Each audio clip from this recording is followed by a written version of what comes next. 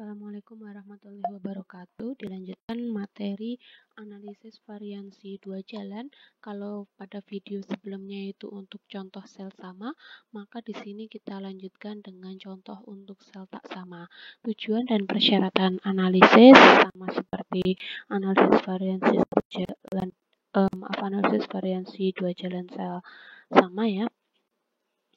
Nah, kemudian modelnya ya. Hipotesis ya, karena kita menggunakan variabel bebas ada 2 dan variabel terikatnya 1 ya, seperti yang sudah dijelaskan pada sebelumnya, maka kita punya 3 hipotesis. Yang pertama atau A adalah untuk mengetahui efek baris ya untuk A, kemudian yang selanjutnya untuk B adalah untuk melihat efek kolom, kemudian yang ketiga adalah kita akan melihat efek antara baris dan kolom. Komputasi ya, beberapa rumus yang Anda perlu pahami ya. Kemudian ini ada NIJ, NH ya. Nah, ini adalah rata harmonik frekuensi seluruh sel. Ini perlu dipahami bahwa rumusnya adalah PQ per sigma 1 per NIJ ya untuk I, J. Kemudian ada SSJ dan seterusnya, sudah sangat lengkap ya. Nanti kita tinggal substitusikan di dalam rumus. Kemudian ada N besar artinya adalah jumlah sampel, P itu adalah jumlah baris, Q itu jumlah kolom ya. Kemudian nanti statistik uji yang kita gunakan seperti pada sebelumnya, FA itu dari RKA per RKG, derajat bebasnya adalah P-1 dan N-PQ.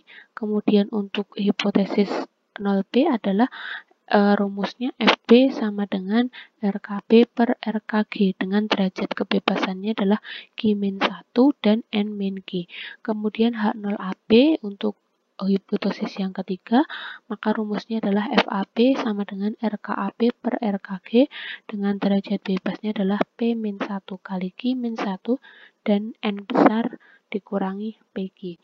Nah, untuk daerah kritis bisa dibaca di sini ya. Ini untuk menentukan nanti nilai tabel yang akan kita gunakan ya.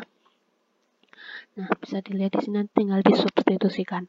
Nah, penjelasan ini saya ambil dari buku referensi Prof. Budiono berjudul Statistika untuk Penelitian ya, terbitan UNS Press. Nah, ini saya langsung ambil contoh dari buku tersebut untuk ANAVA dua jalan dengan sel tak sama.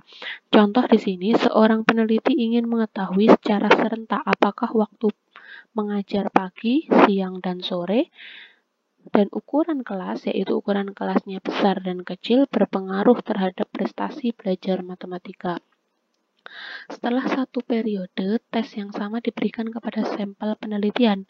Data mengenai prestasi belajar yang diperoleh tampak pada tabel di bawah. Jika alfa yang kita gunakan adalah 0,01, bagaimana kesimpulan penelitian tersebut? Diasumsikan semua persyaratan analisis variansi dipenuhi. Nah, maka kita buat dulu ke dalam tabel ya. Maka prestasi belajar menurut waktu mengajar dan ukuran kelas. Maka di baris kita mempunyai besar dan kecil yaitu ukuran kelas. Waktu mengajarnya adalah pagi, siang, dan sore. Maka variabel bebas di sini adalah variabel yang mempengaruhi variabel terikat. Kita mempunyai 2 yaitu ukuran kelas dan waktu mengajar. Kemudian variabel terikat yaitu adalah variabel yang dipengaruhi oleh variabel bebas. Kita punya 1 yaitu prestasi belajar matematika. Nah, dalam tabel yang disajikan ini kita ketahui bahwa selnya adalah berbeda jumlahnya. Pada masing-masing ini jumlahnya berbeda. Maka disebut karena variabel bebasnya 2, variabel terikat yang kita cari adalah 1, maka selnya juga berbeda-beda jumlahnya, maka kita sebut analisisnya adalah analisis varian dua jalur dengan sel tak sama. Kemudian solusinya bagaimana? Nah, untuk yang pertama rumusan hipotesis, tentukan H0A dan seterusnya ya. H0A sekali lagi di sini untuk A ini untuk efek baris, berarti untuk ukuran kelas, kemudian B ini untuk kolom, berarti untuk waktu mengajar, dan AB adalah interaksi ukuran kelas dan waktu mengajar terhadap variabel serikat yaitu prestasi. Nah, alfanya ditentukan 0,01. Yang ketiga adalah komputasi. Nah, komputasi seperti pada NAFA sebelumnya, maka kita lebih enak sajikan dulu ke dalam bentuk tabel penolong. Nah, isinya apa saja? Isinya adalah sebagai berikut.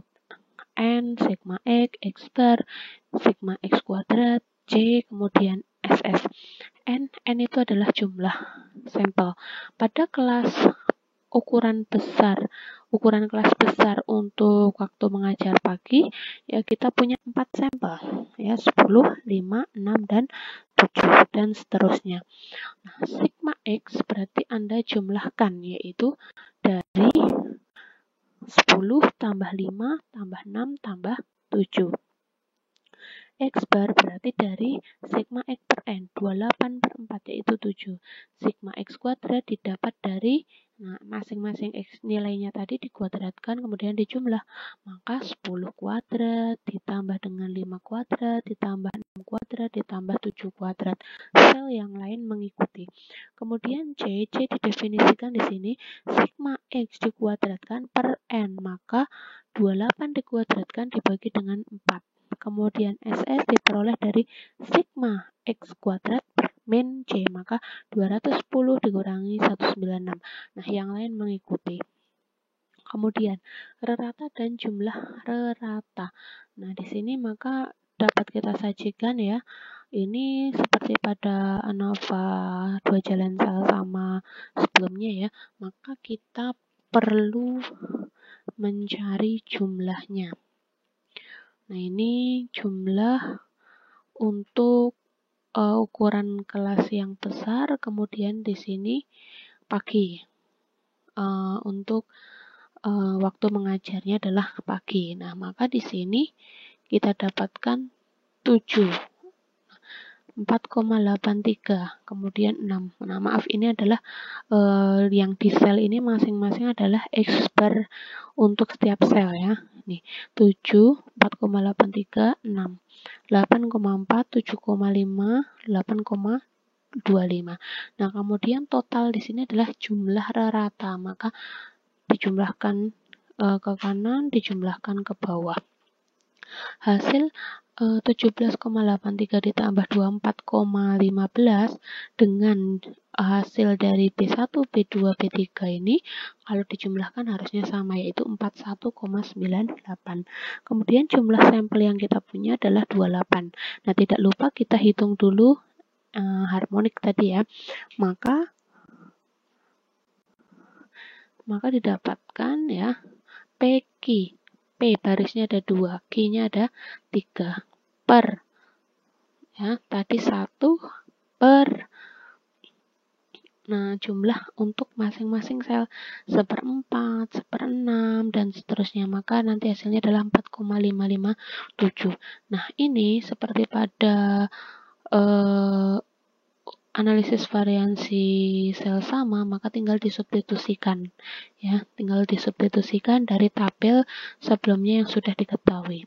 Kemudian kita perlu mencari jumlah kuadrat untuk A, B, JKAB, JKG, JKT. Ini juga rumusnya sudah tersedia sangat lengkap, tinggal disubstitusikan dari apa yang sudah dicari sebelumnya. Kemudian kita cari selanjutnya adalah derajat bebas. Nah, sama, derajat bebas adalah rumus-rumusnya sudah dituliskan sebelumnya dan kita tinggal substitusikan.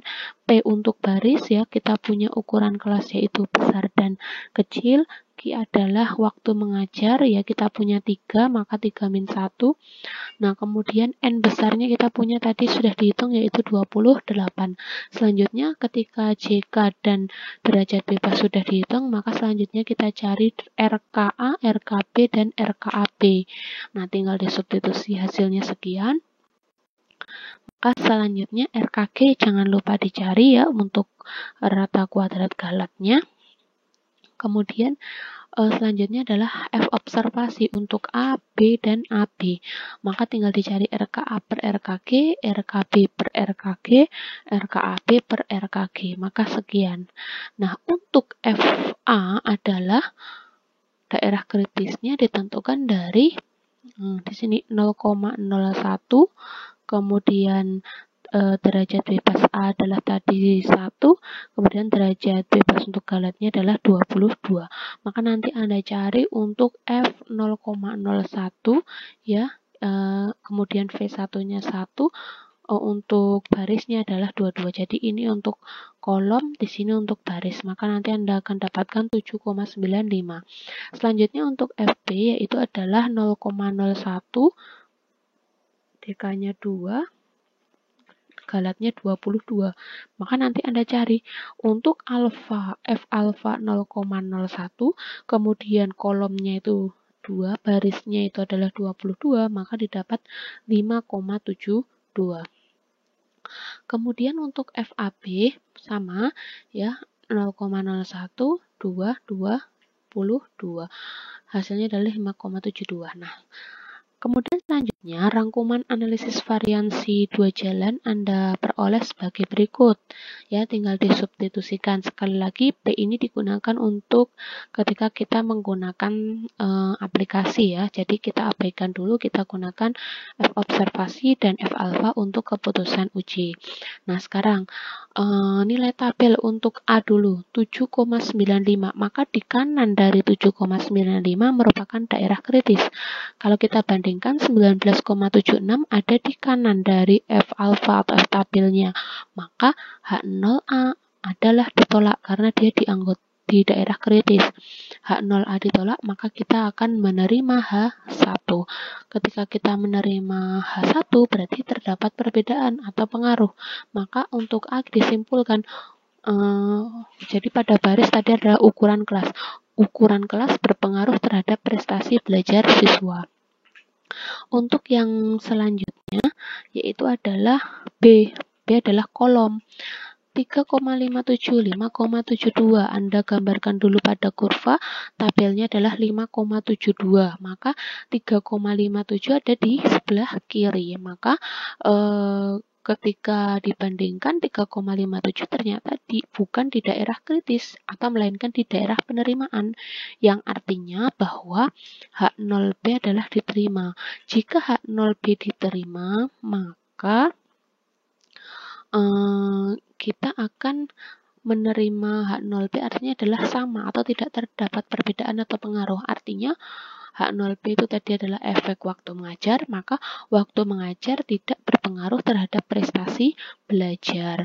Kemudian untuk yang AB tadi adalah 5,72, F observasi 0,62, maka di kiri nilai tabel, artinya di daerah penerimaan. Nah, maka tidak ada interaksi antara ukuran kelas dan waktu mengajar terhadap prestasi belajar. Nah, sekali lagi saya jelaskan bahwa ketika pada ANAFA itu H0A, H0B, dan H0AB itu ditolak, nah maka kita akan melanjutkan ke uji lanjut pasca ANAFA, bisa menggunakan uji skip. Nah, kebetulan di sini untuk H0B dan H0AB diterima. Nah, H0A kita hanya membandingkan ukuran kelasnya ada dua, yaitu ukuran kelas besar dan ukuran kelas kecil. Kemudian H0B-nya di sini adalah diterima, maka tidak ada perbedaan. H0AB tidak ada perbedaan, maka kita tidak usah melanjutkan ke uji lanjut pasca ANAFA. Untuk ukuran kelas berpengaruh terhadap prestasi belajar siswa karena hanya ada dua, maka kita bisa cukup dengan membandingkan rata antara keduanya untuk kelas besar dan kelas kecil. Nah, untuk uji lanjut pasca ANAFA mungkin nanti akan dijelaskan pada video yang selanjutnya. Nah, untuk ANAFA 2 jalan dengan sel tak sama, saya akhiri dulu. Terima kasih, semoga bermanfaat. Wassalamualaikum warahmatullahi wabarakatuh.